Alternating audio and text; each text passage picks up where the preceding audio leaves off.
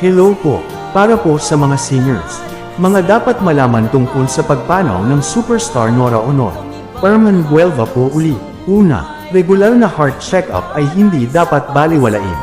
Ang mga sakit sa puso ay kadalasang silent killer. Hindi lahat ay may sintomas hanggang sa maging malala na.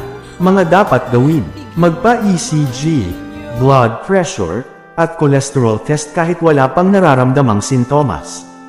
Iwasan ang self-medication kung nakakaramdam ng paninikip ng dibdib o paghingal.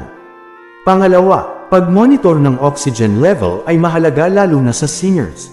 Ayon sa ulat, nawalan si Nora Honor ng oxygen sa katawan sa loob lamang ng 3 minuto, at ito'y maaaring magdulot ng brain damage o kamatayan.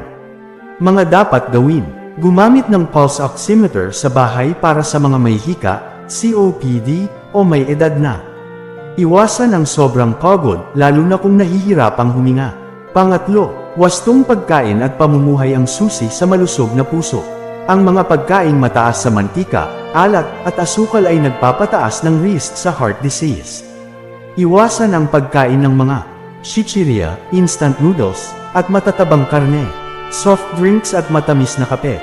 Kumain ng saging, kamote, at malunggay na mayaman sa potassium. Isdang may omega-3 tulad ng bangus o sardinas. Ika-4, stress management ay hindi luho, kundi pangangailangan. Ang stress ay isa sa pinakamatinding kaaway ng puso. Mga dapat gawin, maglaan ng oras sa mga aktibidad na nakakapagpahinga ng isip gaya ng paglalakad, pananalangin, o meditation. Iwasan ang mga toxic habits gaya ng paninigarilyo at sobra-sobrang kape. Ika-5, alamin ang mga babala ng biglaang cardiac arrest o hypoxia.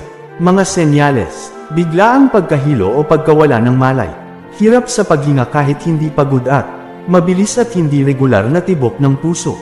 First aid tips, tumawag agad sa 911 o emergency number.